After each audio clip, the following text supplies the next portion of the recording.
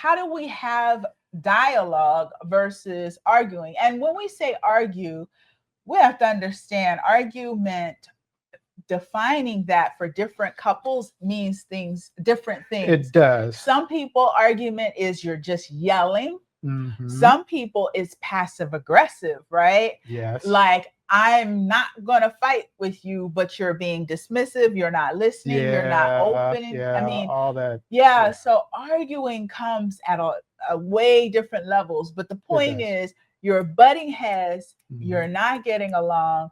And so how do you open up dialogue versus arguing? Well, I think it's different for every person. It's different for every person, whomever that audience is. Whoever the other person is, has to do with how you bring a topic into a conversation. Right. And it depends on the topic too.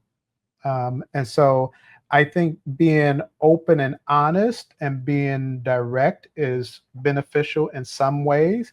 In other ways, you might have to bring some humor into the moment. Yes. Make it light. Make it light. Yes. Make it fun. So, because some people, when they're direct, they can be hurtful. Oh God. And you know that. Oh, come on. Yeah. You know that. Cut you know that if you speak direct, even though you're saying I'm just being honest, but you know it's cut. At the beginning when they say I'm just being honest, that's like I'm just pulling my knives out.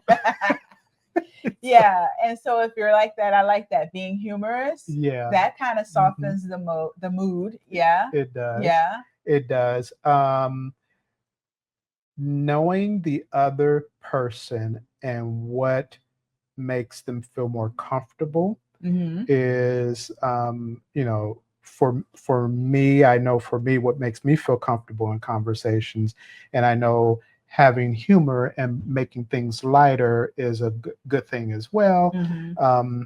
Or using kind words. Or I'm usually very careful with my words. Or being very careful. Very specific with my words, because it's really about what is the outcome that I desire. The end result of this conversation. What do I want in this conversation? Right. So approaching it with the outcome in mind. Yes. Yeah. Now let me ask you this, because sometimes some people, they avoid conflict completely and just don't bring it up. And I was sharing with my husband an example of where I thought in my mind, this was my story, that if I brought up the topic of me retiring with my husband, it would be a challenge. It wouldn't be well received. And that just wasn't a conflict I was willing to have.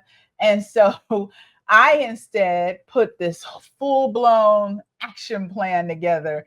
And it took me a long time. She was prepared. Oh, it took me like over a year to put all the marbles in play, right? And I came with a spreadsheet, graphs, charts, colors, and everything when I was ready to tell him, okay, I'm ready to retire. This is why it's going to work. Here's the numbers. I mean, I did the whole spiel. And he was like finally so happy, like, you're making a decision that's for you. He bought me flowers. And I thought, my God, I spent a whole year avoiding the conflict without just having the dialogue. Yeah. The stress when you avoid a conversation, there is internal stress that goes with that. Yes. And that stress shows up in other areas. Other areas. It can be, withdrawal. It could be It could be a lack of intimacy. Because I'm not in the mood. No, stress, stress to the body does. No, I'm trying to keep stress all the way down. So harboring that, and it affects your health. It does. It does. I'll testify to that.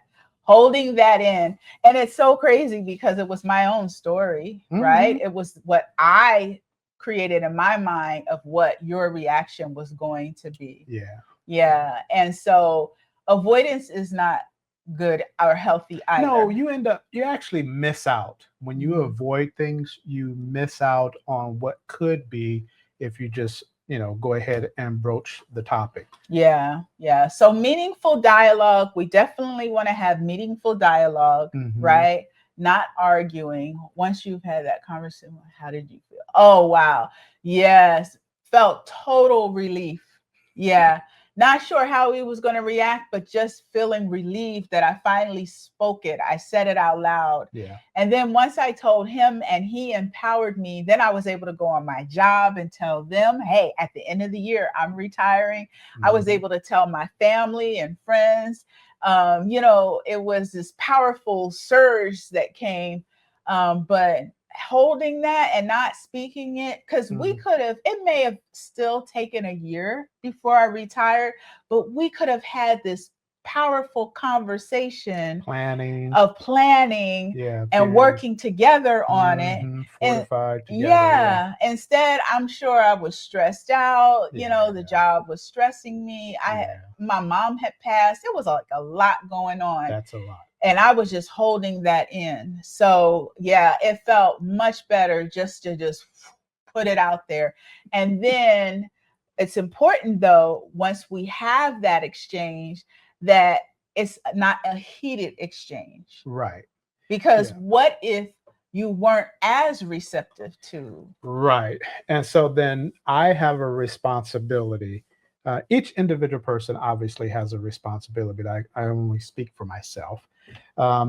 Whatever topic comes my way, I have a responsibility of navigating through it and receiving it and processing it, all with the intent of achieving the best possible outcome. Right.